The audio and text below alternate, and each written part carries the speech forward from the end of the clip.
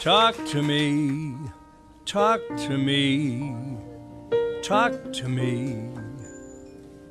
Your magical kiss will take me just so far. Talk to me, talk to me, talk to me. Don't leave me like this, dangling from a star. You set me all aflame and it's so pleasing. It sure would be a shame if you were only teasing. So my love, before I go, turn the lights way down low and talk to me. Talk to me, talk to me. Well, good evening, ladies and gentlemen. Welcome to I think it's the 7th or 8th edition. Ken Bukes, my producer. I think it's number 8 or 9. Our time has gone so speedily. I'm Don McKeag. Anyway, ladies and gentlemen, welcome to the Don McKeag Show. It is a call-in show. We talk about a variety of issues.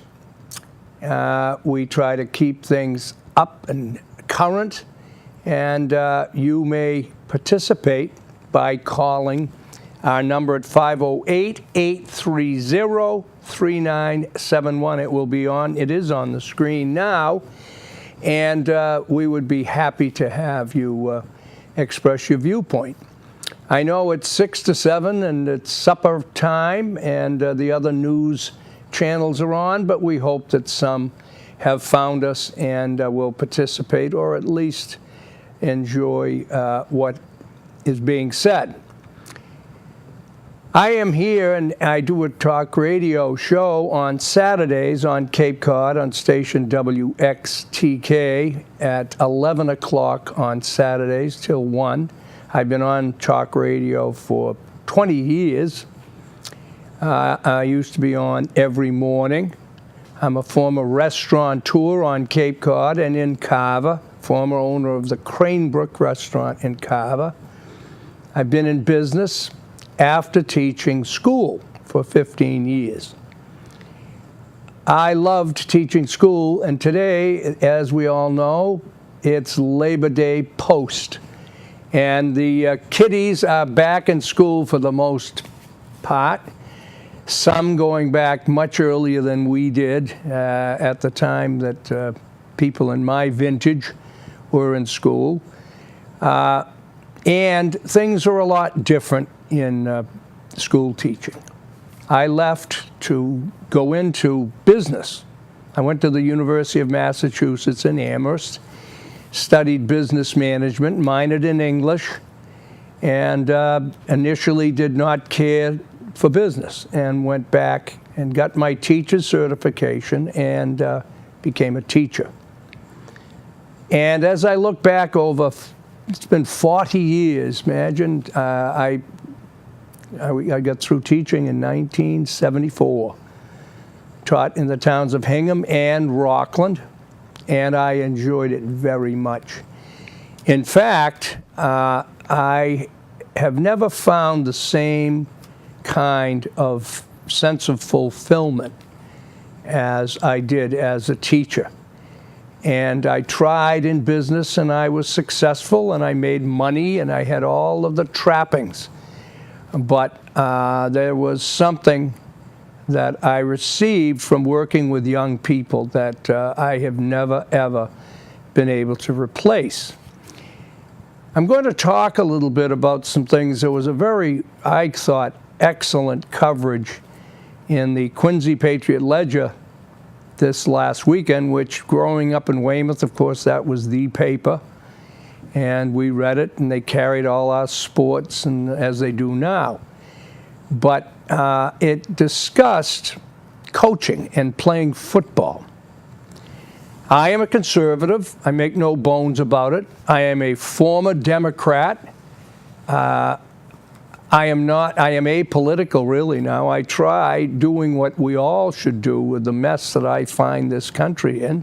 And everyone that's honest will say it's in a mess.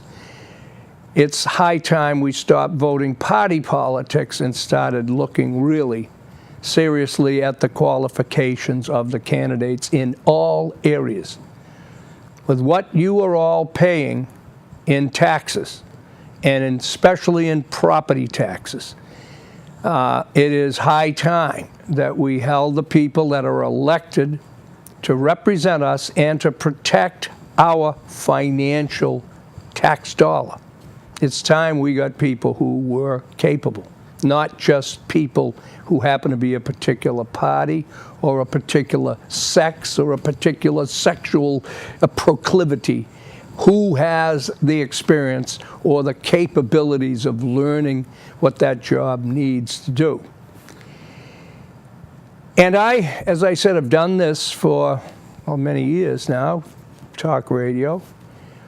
And at my stage in life, I just am appalled at the apathy that we have today in our country. And we really are in serious jeopardy of our future generations. It's not going to affect those of us 60s, 70s, and up.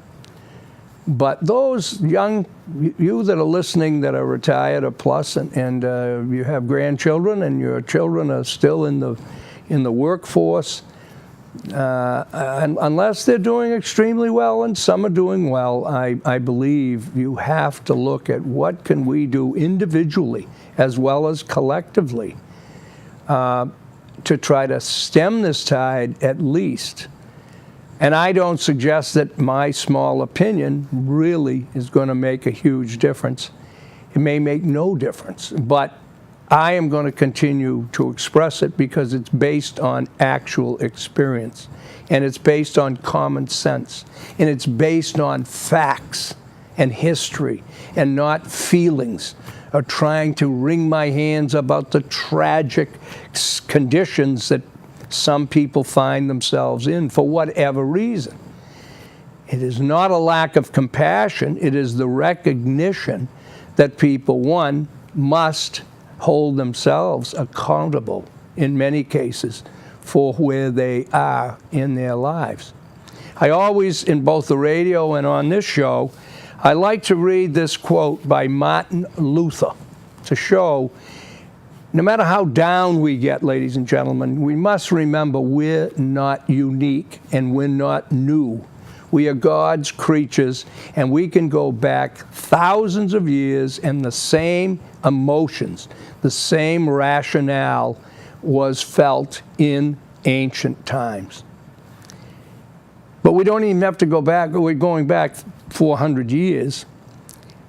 Martin Luther, remember, was a devoted Catholic priest who saw the corruption in the Catholic Church, which was the prime. It was the Christian religion, was the Catholic Church.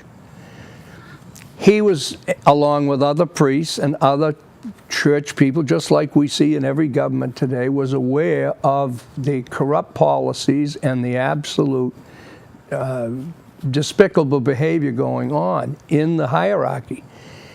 And he said this in the year 1526. Of course, he was ostracized, defrocked, and his life was in jeopardy. But he prevailed, and of course, Protestantism formed from that. This is not a criticism, by the way, of the Catholic Church, the Catholic religion. It is about the church, or any church, because it's run by human beings. And we can never afford to forget that, any more than we can forget that as we do in presidential elections. It's not the best looking one. It's not the one that went to the Ivy League college. It's who do you trust to do the job the best of those running. Well, Martin Luther said, cowardice asked the question, is it safe? Expediency asked the question, is it politic? Vanity asked the question, is it popular? But conscience asked the question, is it right? And there comes a time when one must take a position that is neither safe nor politic, nor popular. But he or she must take that position because their conscience tells them it is right. How many people today are doing that? I ask you, is your conscience your guide now? Do you vote for the person, even if they're not your party, but you know or think they would do a better job? If you don't, you're part of the problem. Well, today, because it's school time, I thought I'd start. I was thinking about this after I read this wonderful op-ed article and then another article by a Mike Edmondson about football. Now, I just mentioned I love teaching school. I love the kids. I miss it. I always did.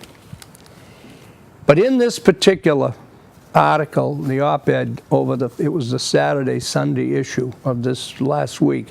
If you have it, I hope you've looked at it. It starts out with, we're going to focus not on the classroom, but we're going to focus on what's happened to priorities in the classroom that I saw occurring. That has affected the thinking that is so devastating to me to see, and so many have seen how deteriorated we have become. Anyway, in this opinion of the Patriot Ledger, they talk about it's time to protect young athletes.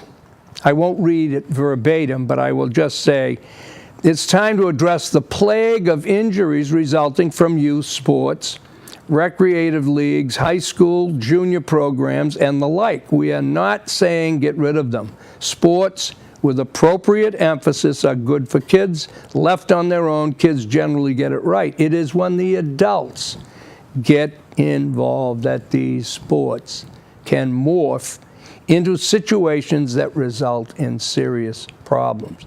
We have that. And I will go on my personal experience to tell you, none of this psychologists and all these guidance do-gooders, pardon me, I can't help it. I'm so tired of listening to experts with degrees who either never played sports, never coached sports, never been involved in schools, and yet they're making these decisions. And this addresses this. It's ego for the schools in many cases and ego for those people who are coaching now. When I went to school, the athletes had limited schedules. They handed in their equipment in one sport, and then if they were multiple sport athletes, they got equipment in the next sport. I did this for all my years in junior high and high school. It wasn't overly emphasized. You weren't playing postseason after postseason. They do the Super Bowls now in high school, December 6th. These kids are still practicing. They're practicing earlier than they ever have. They're practicing longer. And then when the kids get hurt, oh, how did this happen? Or they just ignore it. This article says the high school, anyway, it used to be Labor Day used to be it. And when I was in high school, it was Thanksgiving Day was the end of the football season. You went to your relatives and you enjoyed the holiday. And if you played basketball, then you usually drew equipment. Or I ran winter track. And 2 weeks go by, you went down and you got your track equipment. After that came baseball or tennis or whatever. Well, now, the state high school Super Bowls this year will be played on December 6th, which happens to be one of the days on which the SAT and College Board tests are scheduled. Here's where I'm talking about priorities, and I'll continue this. By the way, you see the call number is periodically up there. Yes, there it is. So feel free, please, to jump right in. While we are happy to see high school teams on the court and on the ice, we are now pushing season opening games back to the point where, like the colleges, Hockey and basketball will begin before the football teams have cleared out of the locker room. This is, again, by design in many cases. And remember, not just the coaches. This is revenue. Revenue. These kids are paying to go in to the football games or the high school games in most cases. Enough for the longer season. Give the kids a chance to move on to something else, which brings us to parents and overuse injuries. We used to see kids play football or soccer in the fall, basketball or hockey in the winter, and baseball or softball in the spring. We now have 12-year-olds playing one sport year-round. I saw this. I experienced this. They're not good for the kids. Then he says, yes, your son throws a good curveball, a really good curveball, and he may get a college scholarship if he keeps it up for 7 years. But is it worth him having Tommy John surgery at age 15 to repair the damage in his left arm? And remember, these kids, again, as a coach and as a player, I've seen it. Their bodies are still developing. They are prone to injuries if they are stretched too far in practices. They need time to heal and to rest. Plus, the surgery replaces an elbow ligament with a tendon. No one keeps good current national statistics on sports injuries to young people. The most recent national study done by the Federal Centers for Disease Control and Prevention in 2006, that's 8 years ago, folks. High school sports, they said, resulted in 500,000 doctor visits and 30,000 hospitalizations. A story in last weekend's Patriot Ledger, quoted from the Sun Life financial study, said that $935 million would be spent this year for emergency room visits by young athletes. That study projected there would be 73,000 emergency room visits this year in Massachusetts resulting from sports injuries. And half of them, more than 36,000 trips to the emergency room, would be by young athletes 22 years old or younger. We now have kids who are good athletes who may ultimately get that free ride to college, who play high school basketball, play AAU basketball, play on so-called traveling teams for elite young players, and go to basketball camps. That's too much. No more than a handful of these kids, at most a handful, will ever make a living as a professional athlete, ever. So he says, so parents, take it easy. Let the kids play their game. Let kids be kids. This is so on the mark and so sad as a former coach for all these years. What he doesn't address, folks, is the kids, the good kids, who said enough. They had it together. They had a good balance in what they wanted to be and do. And they wanted to get their grades up as well. And there have been coaches and parents and others pushing the kids to stay with the sport ahead of the academics, for their own personal reasons. The parents' ego. They love to see their boy or girl be a star. Or financial. They're hoping that that kid is going to be able to get a scholarship and they won't have to pay for the kids to go to school. They'll never admit it. So what happens? And that's what this article didn't, and that's why I know what I'm talking about. This is bragging. These are the things that people like myself and others in other areas who've been there, done it, and know. Their opinions are the ones that should be listened to. Not psychiatrists, not parents, but they're not. What I'm saying is, no one's done a study, to my knowledge, of how many young people have quit a sport that they used to enjoy. I can tell you hundreds of thousands, if not millions, over the 40 years I remember sports. That's sad. They have taken away something that they enjoyed because it was no longer fun. It was overemphasized. There was too much time involved. There was too much stress. And that is pretty sad. Then we have this anti-football situation going, and that was on that same page in the Ledger. This one really touched my heart too, because it's so. I think a lot that are perhaps that have played know. This man's name is Mark Edmondson. He played high school and football. It says, "Let your children play football.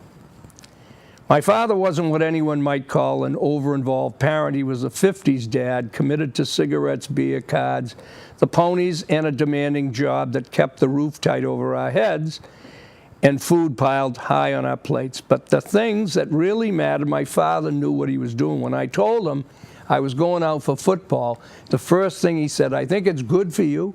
And he said, but let me see your helmet. Now, this is back in the 50s. This is my era. Let me see your helmet. And what he looked at, he just wanted to see the kind of protection. But he knew that if I planned to bash my head into other guys time after time, I'd better have a solid helmet to protect me. He also knew and let me know that he thought football could do a lot for me. He loved football, and he taught me to love the game too. We began rooting for the New York Giants together when I was 6. Well, in our day, Weymouth and all, the Giants, we had no Patriots. The Boston Patriots, when they started up with Billy Sullivan and that crew, they were in the AFL, and there wasn't an NFL team. So when I went to the University of Mass, every Saturday we'd be in the rec room at the fraternity watching the New York Giants play. So this is really, he's in my vintage. But anyway, and then he talks about Jimmy Brown and Y.A. Tittle, and most of you don't remember, I'm sure. But he said, my younger sister had died not long before, and I was doing badly at school. Socially, I was non-existent, and that's putting it kindly. Football helped me develop some courage, cultivate loyalty, and firm up my character. It did that by teaching me to get back up after being knocked down. The best lines I know about a football education came from former Atlanta Falcons star defensive lineman Tim Green when he said, all our lives we're getting knocked down. Green writes in a book, The Dark Side of the Game of Life in NFL, he says, it happens to the richest, the smartest, and most famous people. The difference with a kid that plays football is that for the rest of his life, he knows how to get back up. Football teaches kids to get up over and over again. And that's why you see so many people in successful positions in life. Not who played in the NFL, but who played football at some level as a kid and learned that lesson that stayed with them in everything else they did. This man teaches English at the University of Virginia, and he's written a book, Why Football Matters, My Education in the Game. Now, we know about injuries, and I'm going to again talk about my personal experience. Weymouth, when I was at Weymouth High School, was terrific in football. They were league champions. My senior year, our team, of which I was not a member, won the last team in Massachusetts history to go undefeated, playing all Class A teams. Now all those classifications are different too. Now, so there was a huge heritage in football. And my best friends, most of my best friends played football. But unfortunately, my game really was baseball, but I wanted to play football. But my father had broken his collarbone playing for Weymouth High School. And he was a great pitcher. He was in the minors and had his trip. But he saw a lot of injuries in the minor leagues to guys who couldn't go further because of a football injury. And he deterred me from playing. And to this day, I went out a couple of times, practiced, but I was instilled with, and my mother was terrible about it, and this is why I'm telling my personal story, is because the fear element today is what's keeping people away from their kids playing football. Now, it has some legitimacy, but so is life. I mean, soccer has a lot of injuries. There's contact with no pads, very little out on the field. And that comes with participation. And like that first, what he's talking about is learning to get up, take some hits. But here again, this is where good coaching is supposed to do a lot to protect these kids. My experience, I saw these other coaches in Pop Warner and Little Leagues. They've got the kids running professional formations and doing all of this stuff. Some of them never played football themselves, rather than teaching them how to get into a stance, teaching them how to throw a block properly, teaching them how to prepare getting hit. So I handed in my suit, and it's the biggest single, well, not the biggest maybe, but one of the biggest regrets I've ever had in my whole life was that I did not stick with football. And then, in my case, and I tell this not just from me, I tell this because this is what happens out there. And as a coach, I was able to help, I think, a little bit certain kids that I coached. And that is, I saw it happen to others. And I got hurt in a crazy automobile accident, which ended my baseball career, which was promising. I was pretty good. And I was heartbroken. But it killed me to think that, never mind getting hurt playing football, I get hurt anyway, as a lot of athletes do. But that's water over the dam. The big thing is, yes, there's injuries. But we have more kids ruined by the prevalence of drugs than we ever have in athletics, by far. Now they're legalizing marijuana. I was just telling Ken in an article, they're projecting $8.2 billion in revenue by the year 2018 in marijuana. Now here we come to the common sense. Here we come to priorities. Let kids light up a cigarette. I just saw CVS now is no longer going to sell cigarettes. And of course, now I'm not a smoker. I smoked cigars over the years, but I was never a smoker. But I never was I understand smoking's not good. My grandfather was 78, and he had terrible results from smoking, and so did many. So this is not promoting in any way smoking. It's talking about the priorities. How do you continue to be tough on smokers and then legalize marijuana like it's just for medicine, right? Give me a break. You think $8.2 billion in 4 years is coming from all the people who are using it because they have cancer?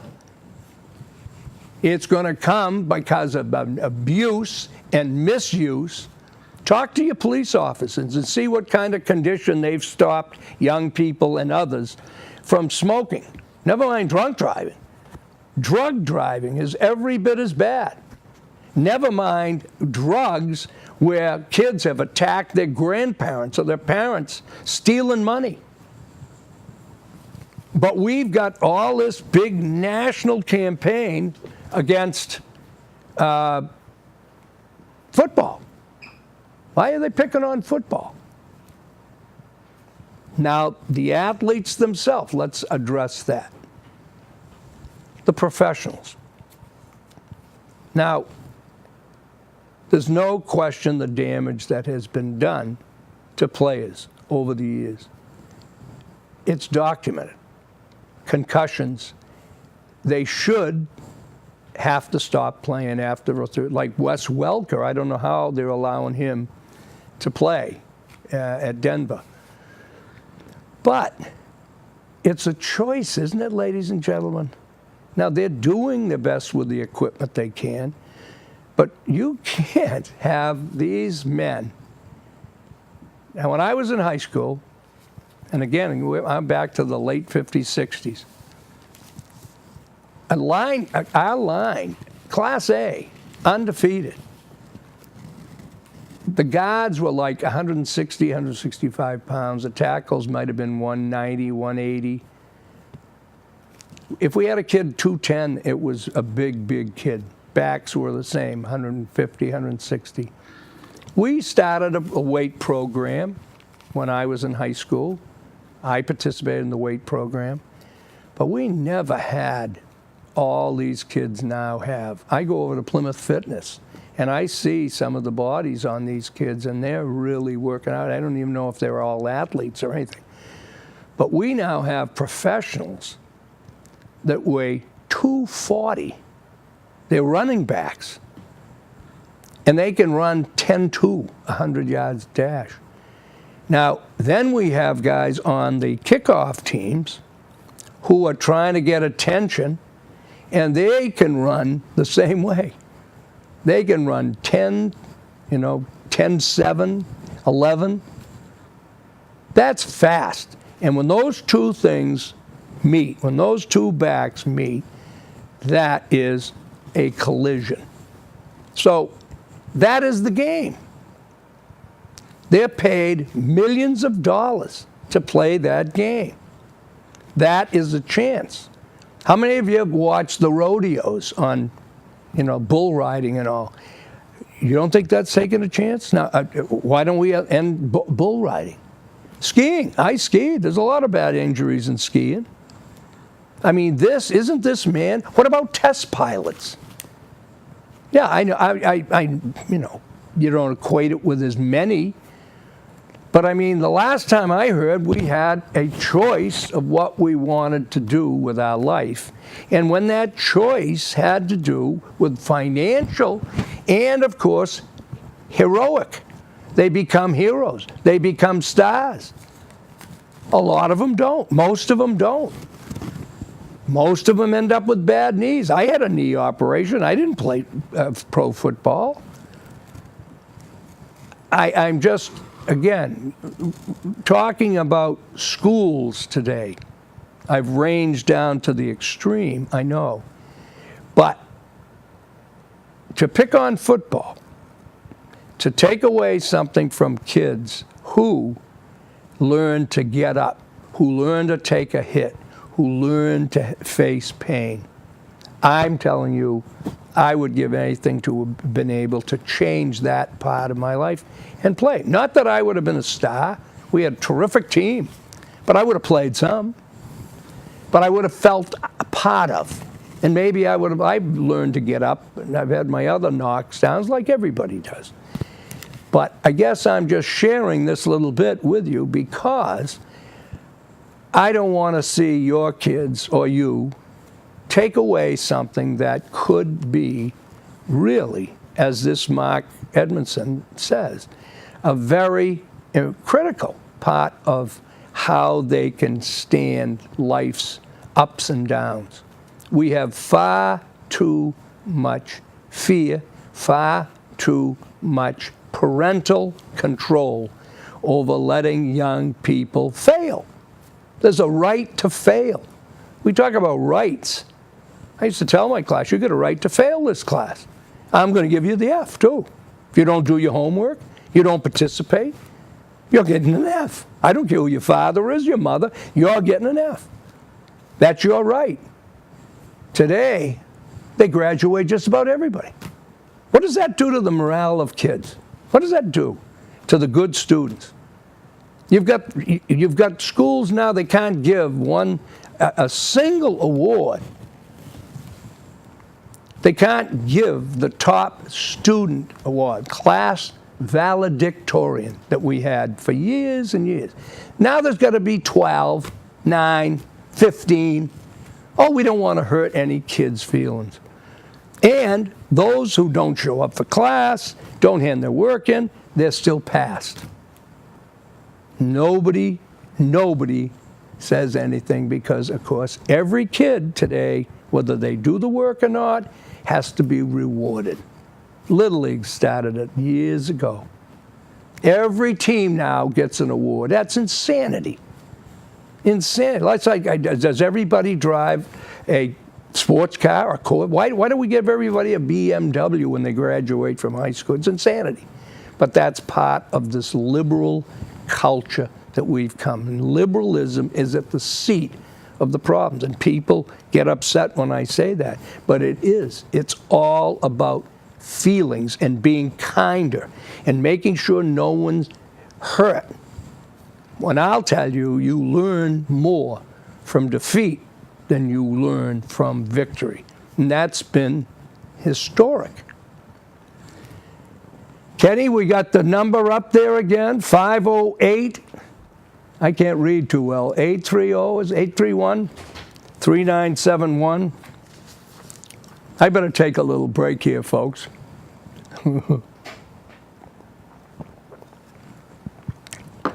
The phones are working, right? The phones are working. All right. Well, we're going to continue. Would you like to add anything to this discussion? I'd love to, but I think you're on a roll. I am on a magnificent roll, and I'm not. I love hearing the stories about then and now, and I like hearing the comparisons of what they used to do in school when you were teaching. Yep. And what they're doing now, because I agree with you. If they deserve an F, they should get an F. But you don't see that in school nowadays. Well, again, in a lot of it's, first, it's parental.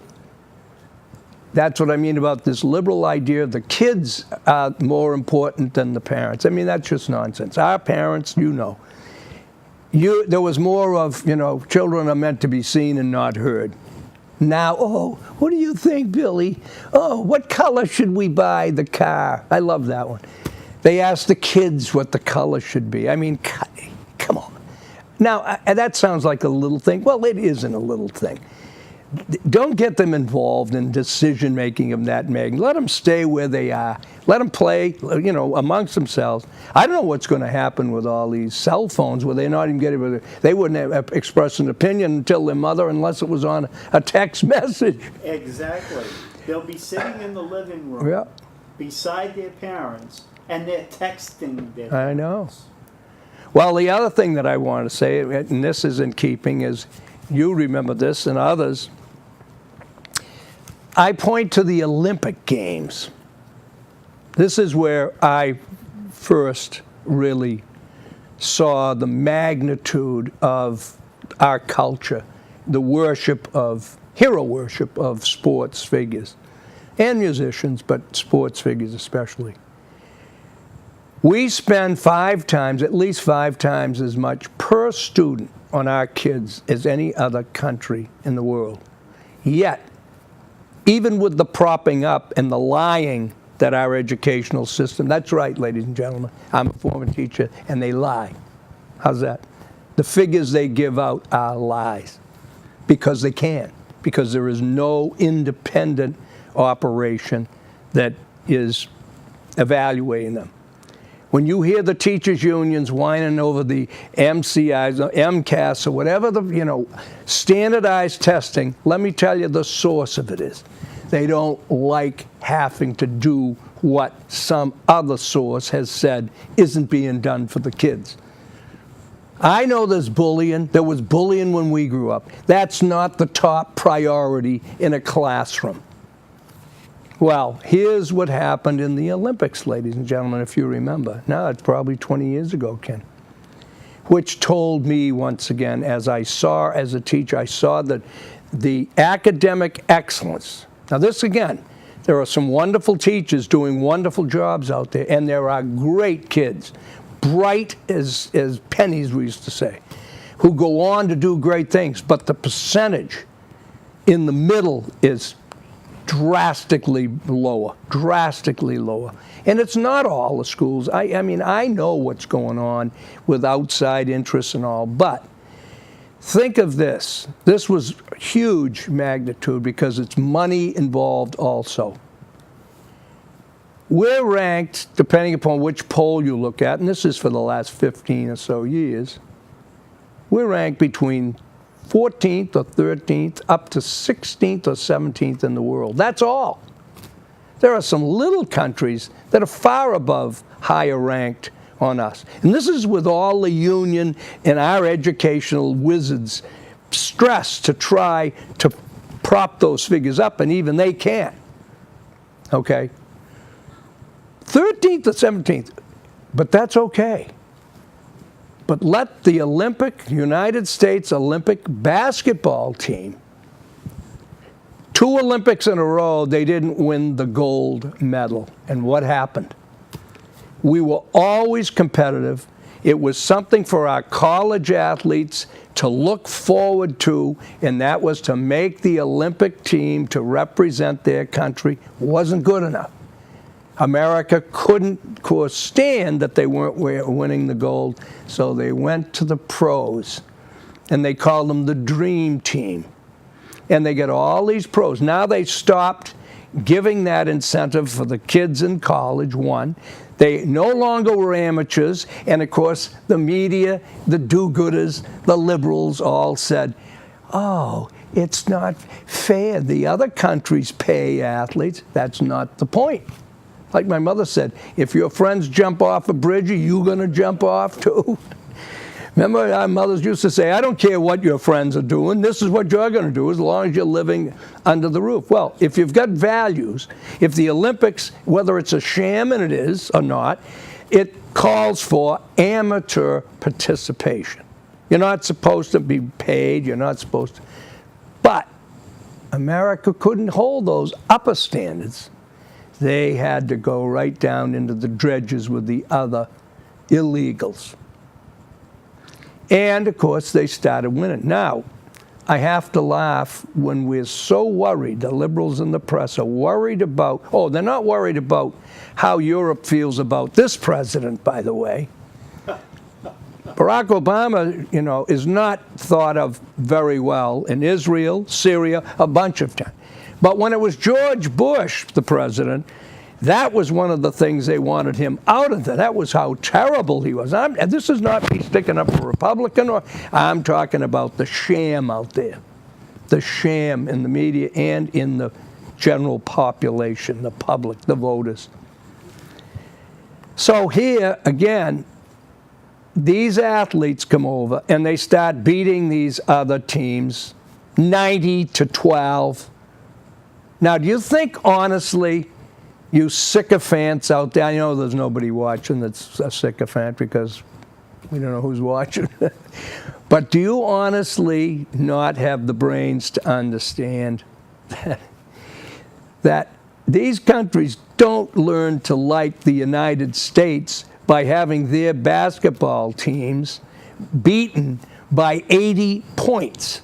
70 and 9, and then cheering and waving the American flag. If you don't think that is a negative affecting our rapport with those other countries, then you, again, are part of the problem. These are the things that have been happening in the priority redistribution of our culture, and it's bringing us down. This is when I say we have lost our moral core. We've moved away from religious beliefs. We've moved away from ethical beliefs. And most importantly, we've moved away from common sense and caring for the other person, even if it might cost you financially or a position or your kids, because you know it's right. I'm back to Martin Luther. When your conscience tells them it is right. So here we are. The kids are all back in school. There's some good things going on. But on top of this, there was a teacher down in, when we taught, it was not about the money. We didn't make a lot of money, and you worked in the summers. That was part of the job. But you also got full, very good health care year-round. every holiday, if you were married and had children or anything else, you had the holidays off. You were able to be with your children when school was out, once they were in school, and not have to pay a babysitter like other working mothers today do. That was supposed to mean something. Those were called benefits. Now they are entitlements because it's never been good enough. Well, there was I didn't have the article, I couldn't find it, but I'll find it for my radio show. Some teacher down in the Cape wrote a letter to the editor making $72,000 and he can't make ends meet, and he says he works summers at 2 or 3 other jobs. Those of you out there that hear that, I mean, that is where we're at.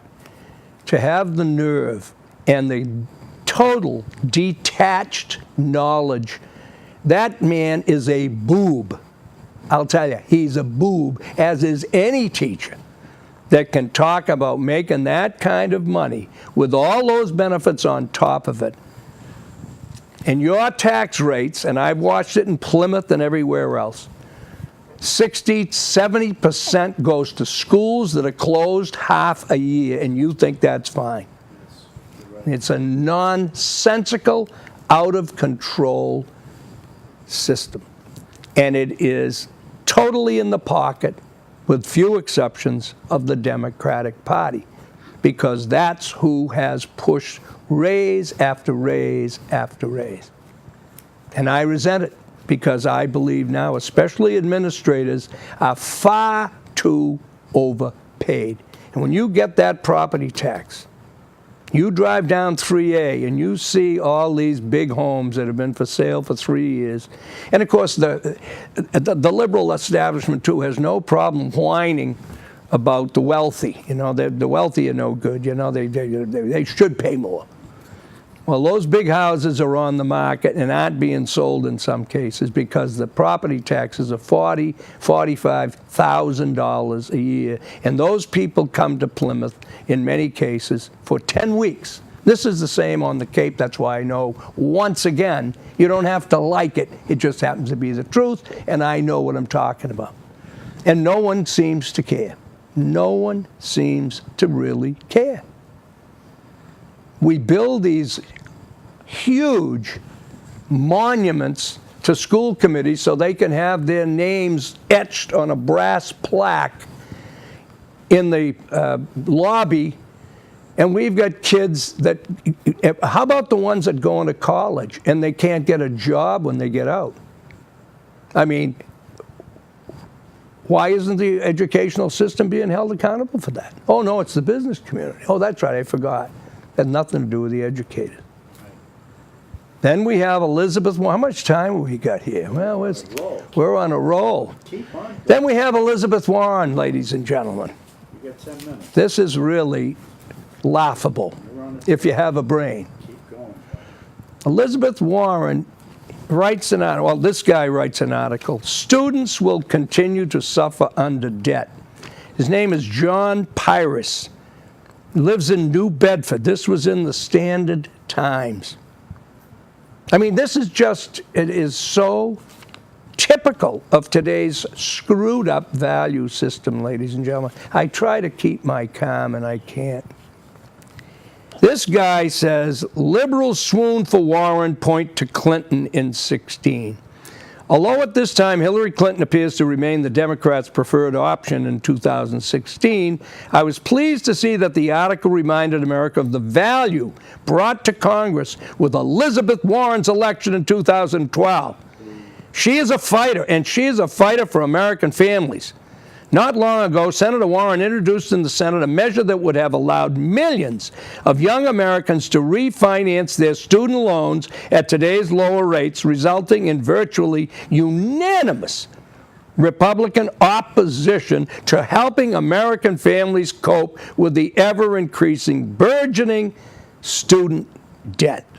All but 3 of the entire Republican Senate voted against her measure. Only those 3, and he mentioned whoever. Anyway, American students and parents at least some relief from this unprecedented $1 trillion in student debt.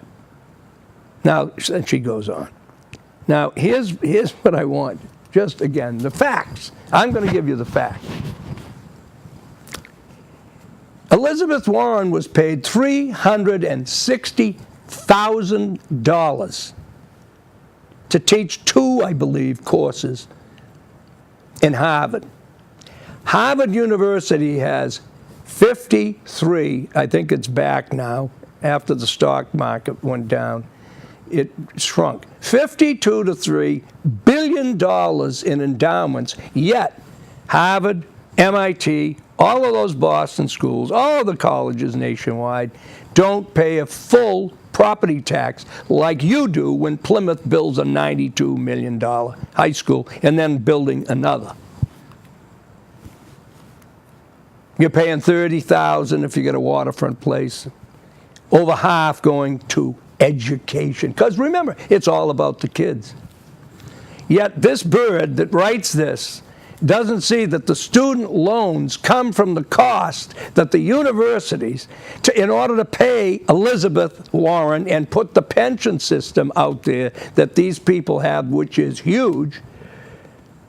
She lives in a huge estate, a teacher, a college professor, and she's looking out for student debt, even though it's her profession and her university, and the fact they don't have to pay a full tax rate. That raises the cost of education to our kids. And this drivel is what the liberal community buys into. The Republicans, I'm surprised, have the courage to confront this and not vote for it. It's not the loans that are the problem. It's the cost of education. It's exorbitant, and it's exorbitant just like local high schools. I've known assistant principals making $95,000 in a junior high school, plus all the benefits. And you say anything and you're mean-spirited, try doing that in the private sector, Ken. Try doing that. I wish I could.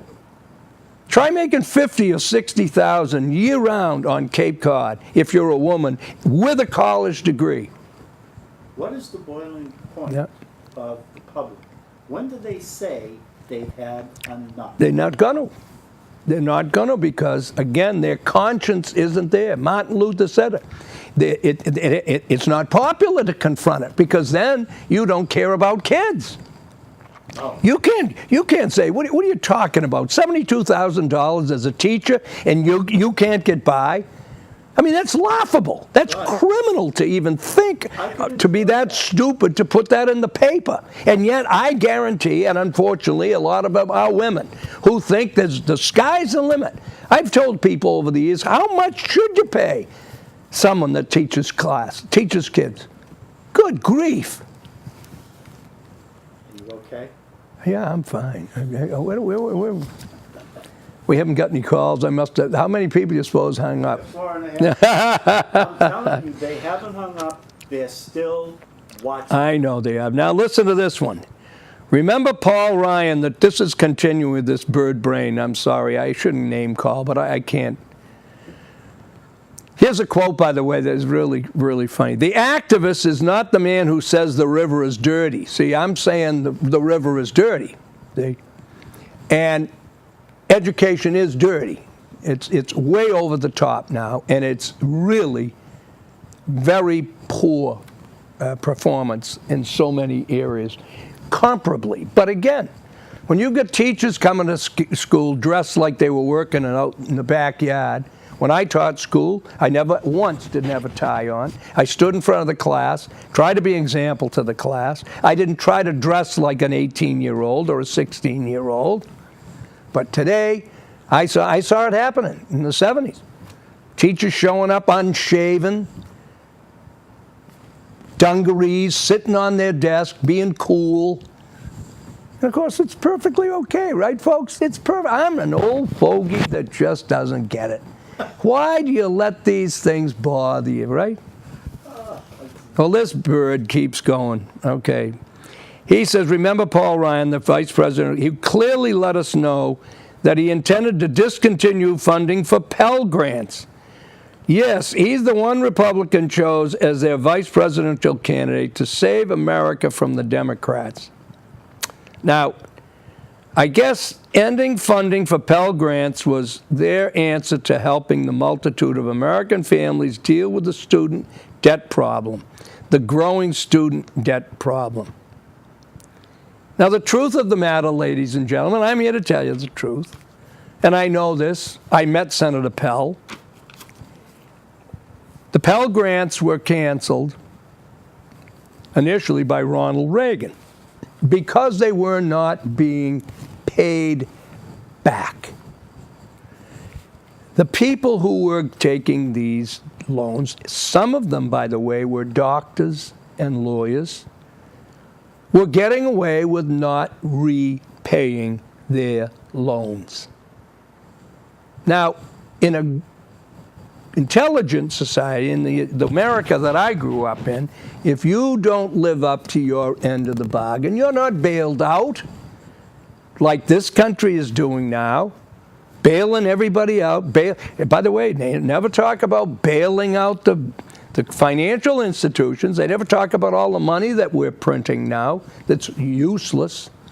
They're not talking to our kids about the value of the dollar or the problems we have with the balance of payments. We have more money going out of the country. We can't keep up with our interest payments on the huge millions of dollars that we owe other countries. Third world countries, even we owe them money. How'd that happen? So once again, a liberal points a finger because someone criticizes the Pell Grants and doesn't tell the truth as to why the Pell Grants shouldn't be continued, because they were not being repaid. But this is in the Standard Times, and this is under the headline, Students Will Continue to Suffer Under Debt, and John Pyrus blames the Republican Party and conservatives for that. Because we expect, we're horrible, we don't care about kids, and we expect them to pay their loan back. Isn't that horrible? Well, ladies and gentlemen, that's it. That's the Don McKeag Show, this particular session. Once again, we are on, by the way, this will be replayed Monday at 11 p.m., Tuesday at 9 in the morning, Wednesday at 1 p.m., and then we will be, God willing, back here for more of this unkind, terribly uncaring, anti-education, anti-children, and anti-American conversation. You can also listen to the WXTK Saturday morning from 9 to 11. That's 95.1 FM. God bless you. Thanks for listening. And hope you have a wonderful evening. I will look forward to the next session. Good night.